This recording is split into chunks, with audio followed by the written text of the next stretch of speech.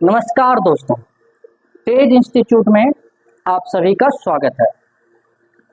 मैं तेज प्रताप कुमार तेजस्वी आपका स्वागत करता हूं।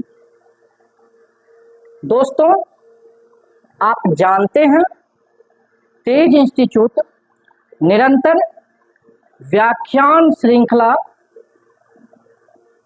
शुरू कर चुका है और निरंतर व्याख्यान श्रृंखला के तहत व्याख्यान की संख्या को आगे बढ़ाते जा रहा है।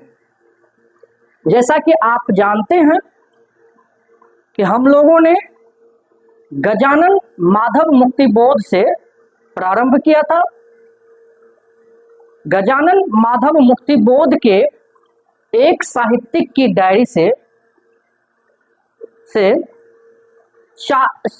एक साहित्यिक की डायरी पर 4 लेक्चर तैयार किया गया था और उसके बाद हमने एक साहित्यिक की डायरी के व्याख्यान श्रृंखला को विराम दिया और फिर सूर्यकांत त्रिपाठी निराला छायावाद के बड़े कवि की बड़ी कविता, लंबी कविता राम की शक्ति पूजा का प्रारंभ किया।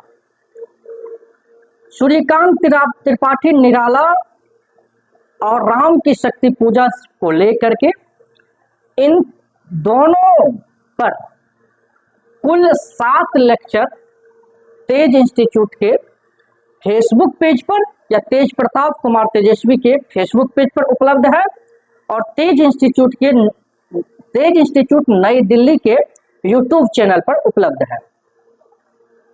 आपको तेज प्रताप कुमार तेजस्वी के फेसबुक पेज पर, तेज प्रताप कुमार तेजस्वी के फेसबुक आईडी पर सारे लिंक आपको एक जगह मिल जाएंगे। बहरहाल, आज की बातचीत हम 8वें लेक्चर के तहत सूर्यकांत त्रिपाठी निराला की कविताओं को लेकर आए हैं और सूर्यकांत त्रिपाठी निराला की राम की शक्ति पूजा के जो प्रारंभिक अंश का हमने जिसका पठन और पाठन किया, उसी का विस्तार, उसी के आगे की कविताओं को हम आपके सामने लेकर के उपस्थित हुए हैं। आप जानते हैं सूर्यकांत त्रिपाठी निराला की जो सेनाएं थी वे शिविर की ओर लौट रहे थे। राम रावण की सेना दोनों सेनाएं अपनी अपनी शिविर की ओर लौट रहे थे। राम की सेनाएं निराश थी और रावण की सेनाएं अहंकार से भरे हुए थे। हमने पूर्व के लेक्चर में देखा था कि किस तरह से किस तरह से राम की सेनाएं निराश मन से अपने शिविर की ओर लौट रहे हैं। उसी को और आगे बढ़ाते हुए निराला कहते हैं, आए सब शिविर सानु पर पर्वत के मंथर, सुग्रीव विभीषण जाम्बवान आदिक वानर, सेनापति दल विशेष के अंगद हनुमान, नल नील गवाक्ष प्रात के रण समाधान, करने के लिए फेर वानर दल आश्रय स्थल। उपर्युक्त पंक्तियों में या जो पंक्ति यहां पर आपको दी गई है, एक मिनट, इसमें आपको 3-4 शब्दों पर ध्यान देने की जरूरत है। वह शब्द क्या है? एक शब्द है सानु। सानु का मतलब समझते हैं? सानु, महर्षि को नो, सानु मतलब पर्वत या शिखर या समतल भूमि।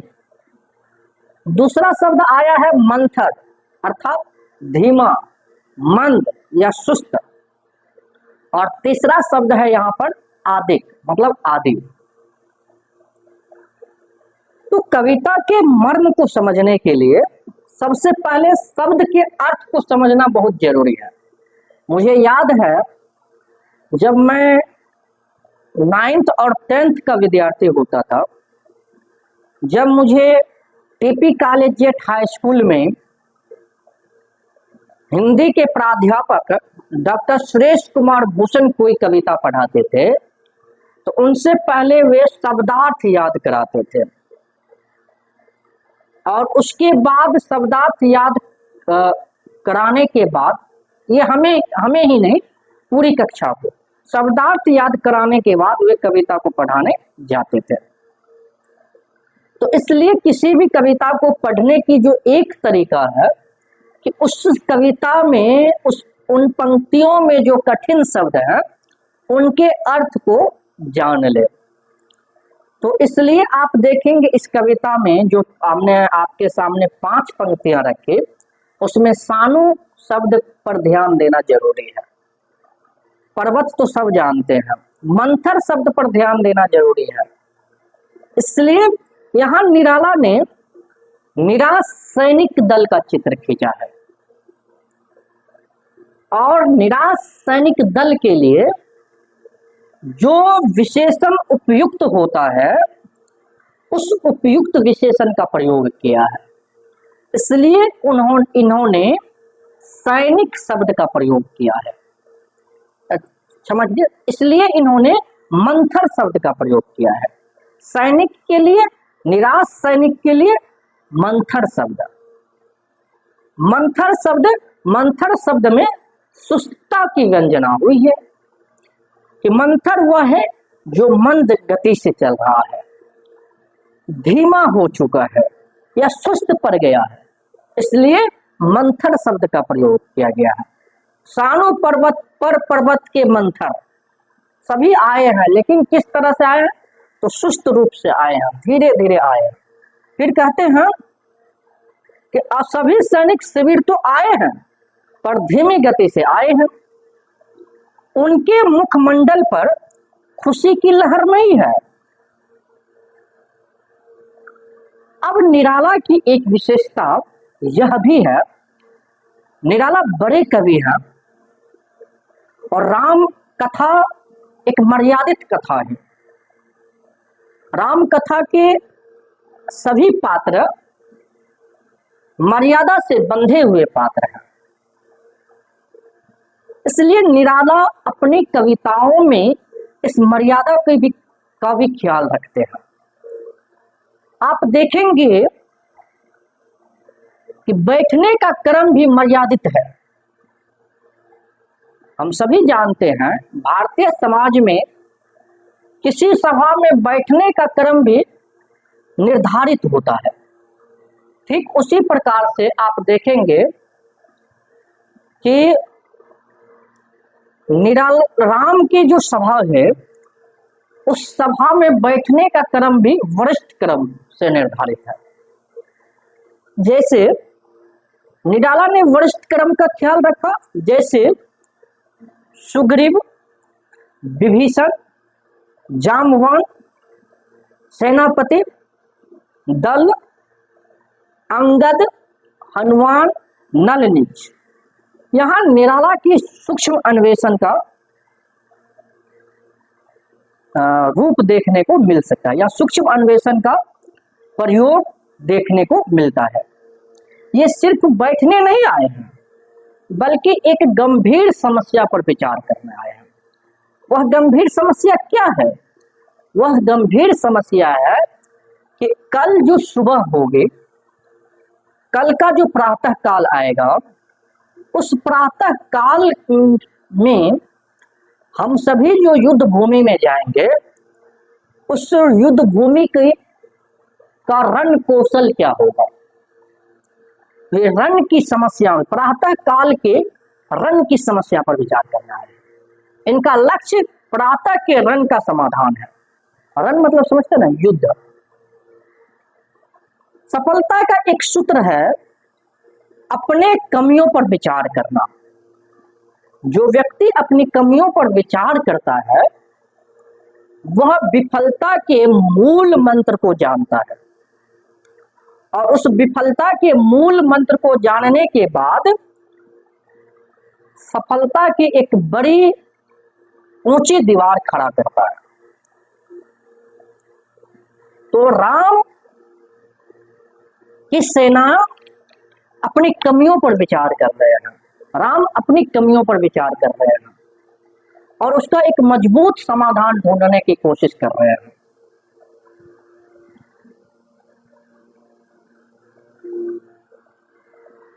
आप देखेंगे कि सभी वानर ने अपने आश्रय स्थल ग्रहण कर लिया। आश्रय स्थल समझते हैं ना, मतलब वह स्थल जिसके सहारे वो बैठ सकता है। एक बड़ा कवि हमेशा बड़ा कैनवास तैयार करता है। सूर्यकांत त्रिपाठी निराला निसंदेह बड़े कवि हैं और उनके पात्र बड़े हैं। उन्होंने राम को बड़े गौर से देखा है, उनके चरित्र का सूक्ष्म विश्लेषण किया है। राम श्वेत शिला पर बैठे हैं। अब श्वेत का भी अनेक प्रयोग अर्थ है। श्वेत सादगी का प्रतीक है, शांति का प्रतीक है। विषम अशांति के बाद भी जो व्यक्ति शांति को ग्रहण करता है वही महान होता है। तो निराला ने राम के बैठने के जगह को श्वेत शिला कहा है। देखिए निराला निम्नलिखित पंक्तियों में क्या कहते हैं। बैठे रघुकुल मणि श्वेत शिला पर, निर्मल जल ले आए कर पद छाल नार्थ पटु हनुमान। अन्य वीर सर के गए तीर संध्या विधान, वंदना इसकी करने को लौटे सत्वर, सब घेर राम को बैठे आज्ञा तत्पर। सुग्रीव प्रांत पर पाद पदम के महावीर, युद्धपति अन्य जो यथा स्थान हो निर्निमेष, देखते राम का जित सरोज मुख श्याम देश। अब उपर्युक्त पंक्तियों को समझने के लिए कुछ शब्दों पर ध्यान देना आपको बहुत जरूरी है। वह शब्द क्या है? तो एक शब्द है पटु। पटु मतलब कुशल। ये ग्रामीण शब्द है, देशज शब्द है। वाक् पटु होना मतलब वक्तृता में कुशल होना, वक्तृत्व में कुशल होना। पटु मतलब जो स्पष्ट हो, कुशल हो, चालाक या चतुर। एक शब्द है यहाँ पर प्रयोग किया निराला ने, पाद पदम। पाद पदम का एक अर्थ तो होता है पांव या चरण, दूसरा अर्थ बड़े पर्वत के पास छोटा पर्वत। आप जानते हैं राम बड़े योद्धा थे और हनुमान भी बड़े योद्धा थे, लेकिन राम और हनुमान की जब तुलना की जाएगी तो वहां पर हनुमान की लघुत्व पर बात किया जाएगा।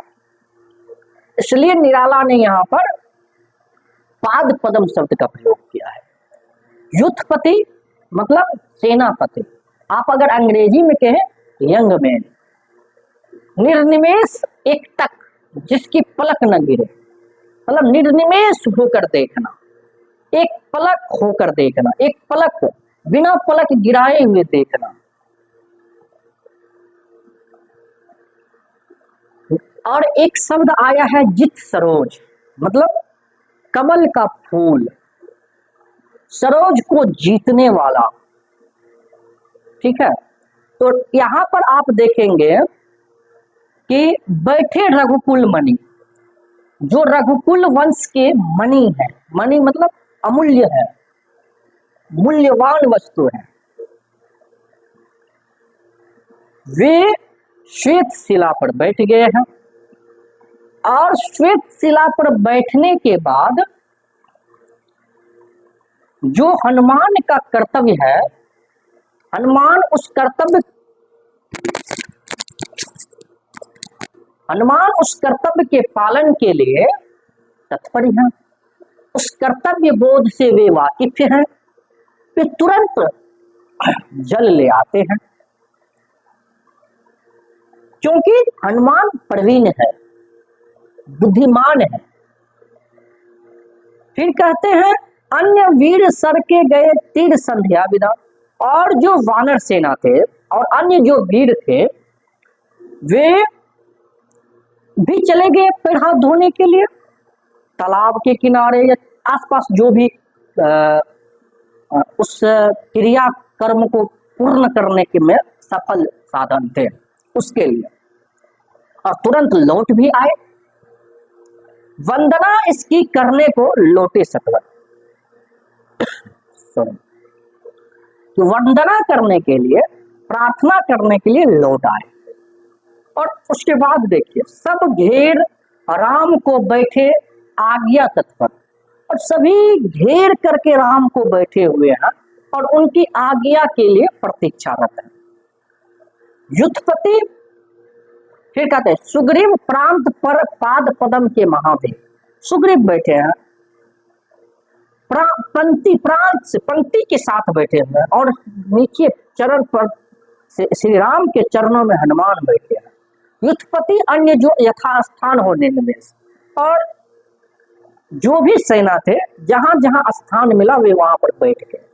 देखते राम का चित जित सरोज मुख श्यामा देश, श्याम देश, और राम को एक पलक मतलब एकटक होकर देख रहे हैं।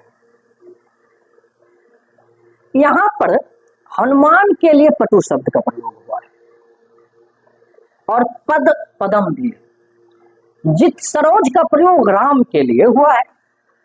निराला का कहना है कि राम श्वेत शिला पर बैठ गए हैं, हनुमान निर्मल जल लेकर आ गए हैं, सभी वानर भी संध्या विधान करने के लिए चले गए और शीघ्र लौट आए।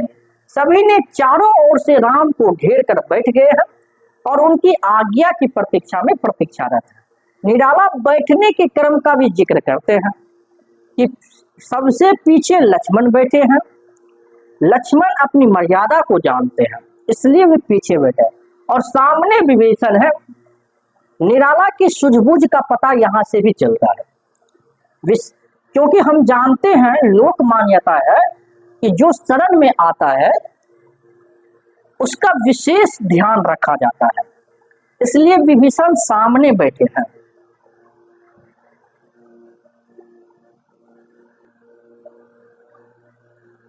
इसलिए विभीषण को सामने बैठाया है।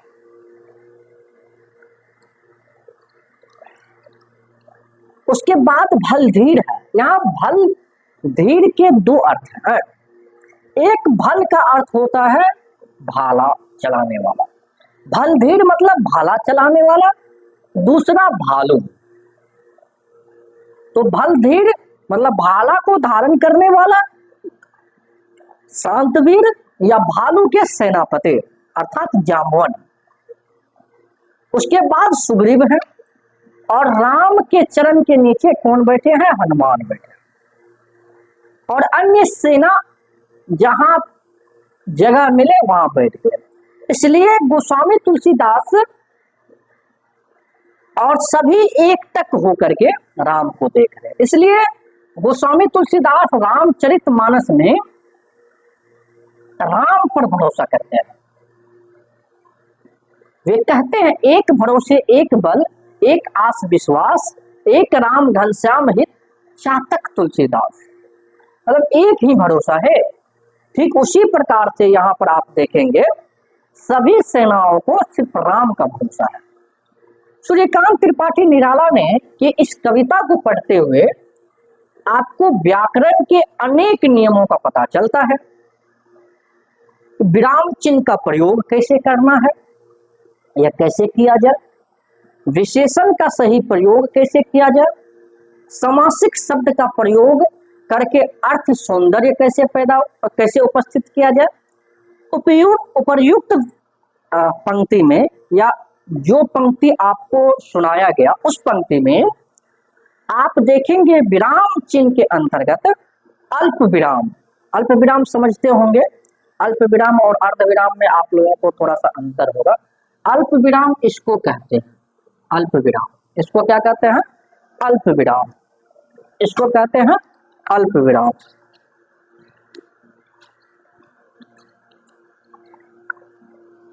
और अर्ध विराम होता है, इसको कहते हैं अल्प विराम, अल्प विराम।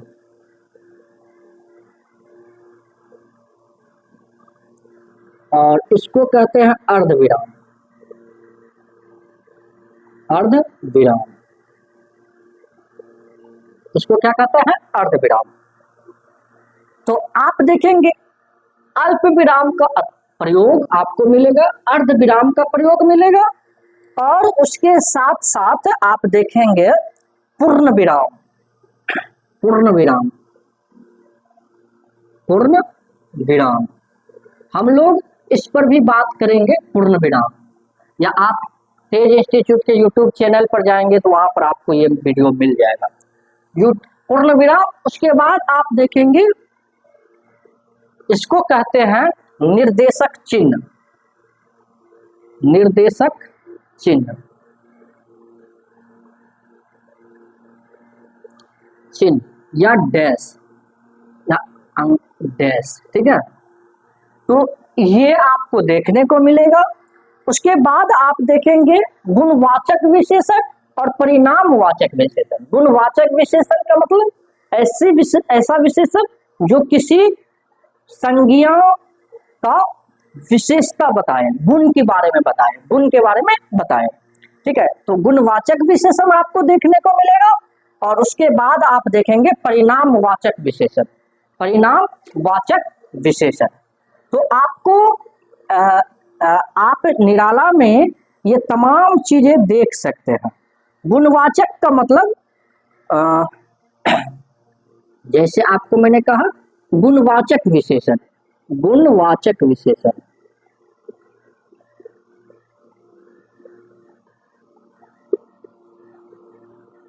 गुणवाचक विशेषण मतलब क्या कि रूप, गुण,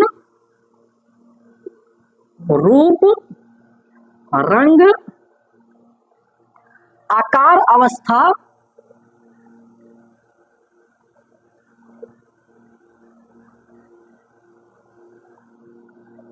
दशा आदि, आदि की जो संज्ञा या सर्वनाम के गुण, मतलब गुणवाचक विशेषण वैसा विशेषण जो संज्ञा या सर्वनाम के गुण, रूप, रंग, आकार, अवस्था, दशा आदि के का वर्णन करे या आदि का अर्थ, आदि का बोध कराए, ठीक है। तो वो गुणवाचक। परिणामवाचक मतलब परिणामवाचक विशेषण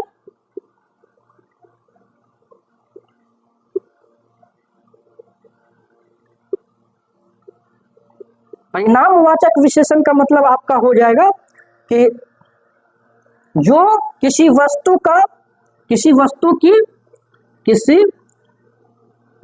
की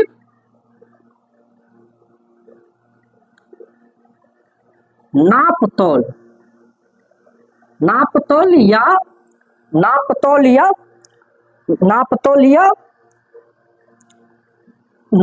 का बोध कराए, ठीक है, नापतोल का बोध कराए, ठीक है।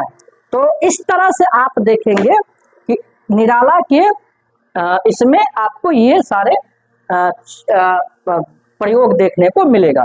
बहुव्रीहि समास, बहुव्रीहि समास, व्रीहि समास, बहुव्रीहि समास, समास का अत्यधिक प्रयोग आपको देखने को मिलेगा। मतलब क्या कि वैसा मतलब जिसका दो पद, मतलब जिसका तीसरा पद प्रधान हो जाता है, ठीक है। बहुव्रीहि समास मतलब क्या कि जिसका तीसरा पद प्रधान हो जाता है।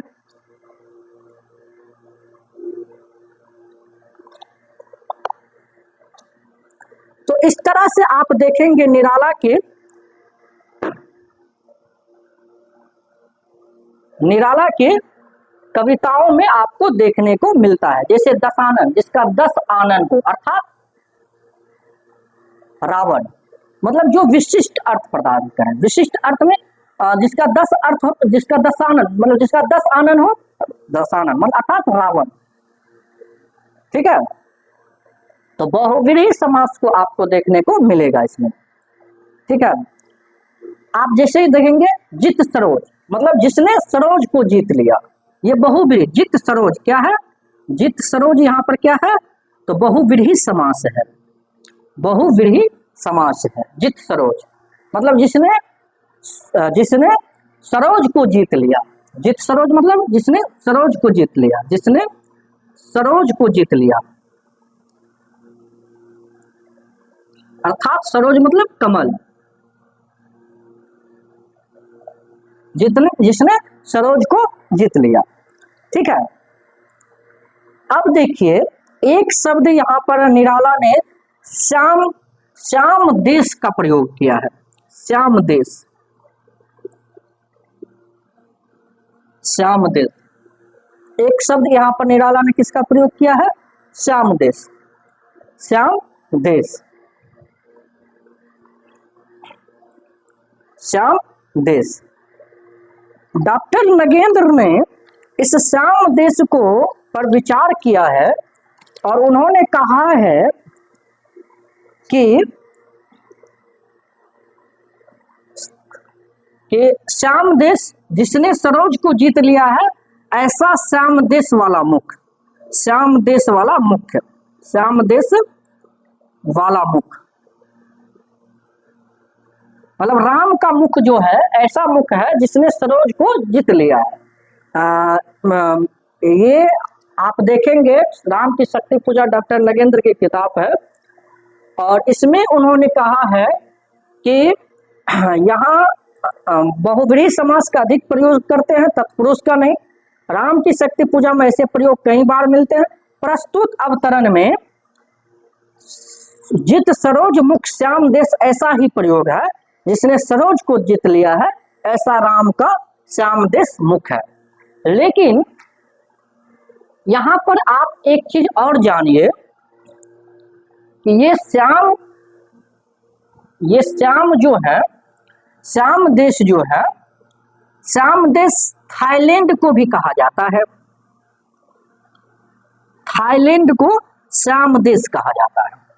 थाईलैंड को क्या कहा जाता है? श्याम देश कहा जाता है। आपको थोड़ा सा, थाईलैंड को क्या कहा जाता है? श्याम देश। और आप याद रखिए, अर्थात जिसका प्राचीन नाम क्या है? भारत। भारतीय प्राचीन नाम है इसका श्याम देश। इसका नाम क्या है? श्याम देश,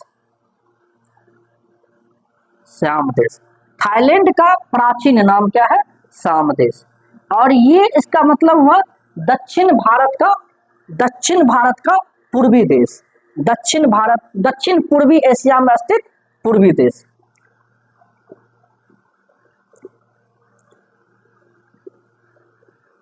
दक्षिण पूर्वी एशिया में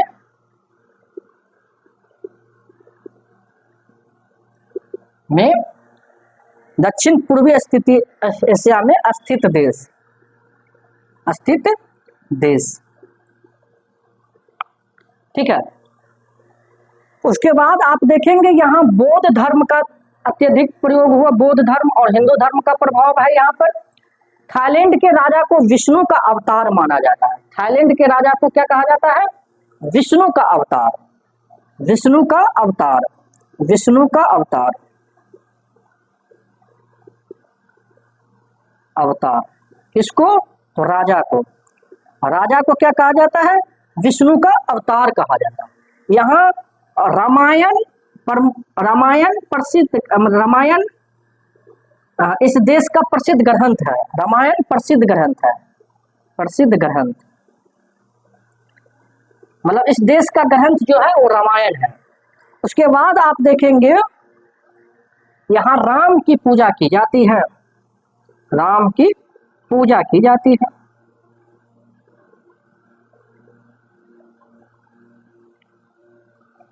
तो एक अर्थ तो यहाँ पर ये लिया जा सकता है कि राम का जो मुख्य है वह श्यामा देश की तरह है। श्यामा देश अर्थात जिस देश में राम की पूजा की जाती है, जहाँ रामायण प्रसिद्ध है।